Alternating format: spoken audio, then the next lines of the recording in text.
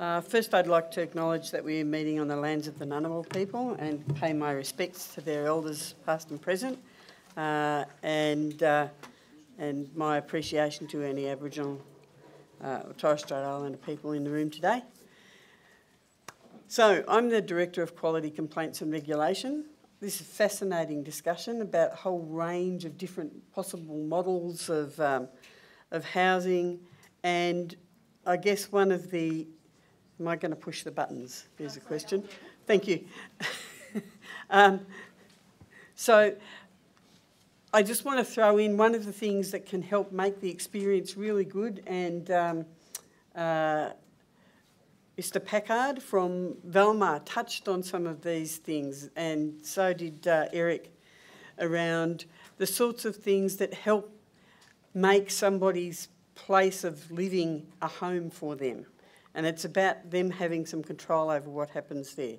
And some of the things that can help with that are the sorts of things you need to think about before you enter into agreements with people. So, for example, do you have a clear agreement with the provider of the housing? You know, that should look like a tenancy agreement or an occupancy agreement. But that will set out things like the rent arrangements, the maintenance arrangements, because sometimes you might need additional support around some of the maintenance matters, for example. It should set out things like what happens if you're receiving support from that provider as well as accommodation, and you decide you want another support provider. So we heard Hugh talk about, well, you know, we could make sure that another support provider can come in because that's that person's home. That doesn't always happen that easily in some circumstances. So it's good to know right up front and have it in writing what that might look like for you. So tenancy agreements, occupancy agreements, some kind of purchase or ownership agreement if you're looking at moving into some kind of arrangement where you buy into a share of the housing in some way. So I think that's pretty much covered that. Yep. Separate agreements for your tenancy support and your living support are really important to have as well. But have a look at the support agreement that you might have. Does it make reference to your living arrangements? Is there some kind of restriction on going to a different provider when it comes to maintaining the housing that you've got?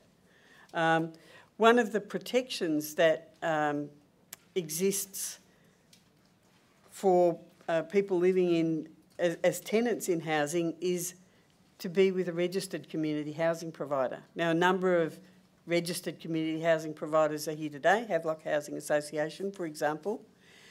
Can we go back one, please? Registered community housing providers have to demonstrate that they meet a regulatory code. So they are monitored against that code, and that code includes things like the tenancy services. How open and transparent are their allocation policies, their rent setting? How do they communicate with their tenants? How do they make sure that tenants understand how to make a complaint if they've got a complaint to make, or, you know, get issues resolved?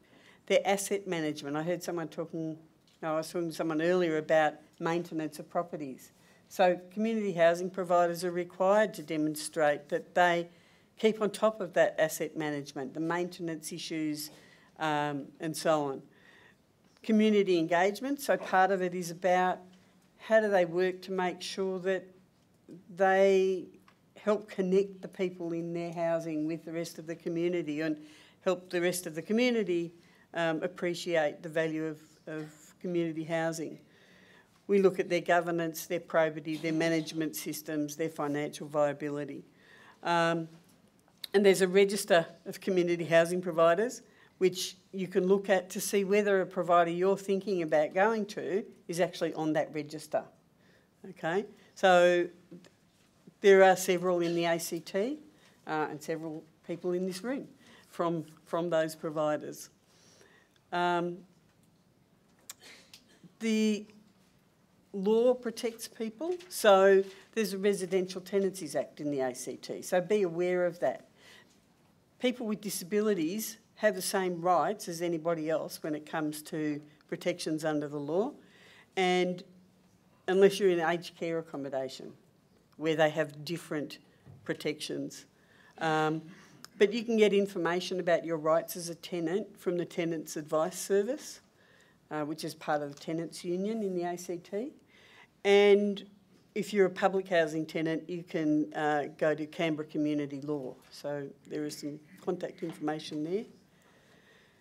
We have official visitors for disability, and so this is looking at, I suppose, one end of the spectrum of disability, places where people with disabilities might live, and that's more the supported accommodation kind of end, and they play a really important role in going and visiting people, seeing how they're doing, making sure that the sort of services they're getting uphold their dignity and their right to have a life in their own accommodation.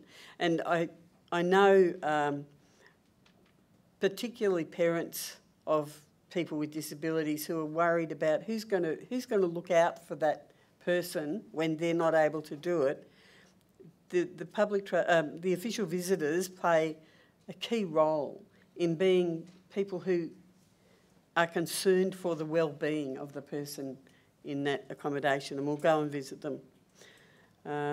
That's it. Done. I was told this was a quick thing. Yes, indeed. So a thing quick. Thank you, Sally. Thank you for being quick.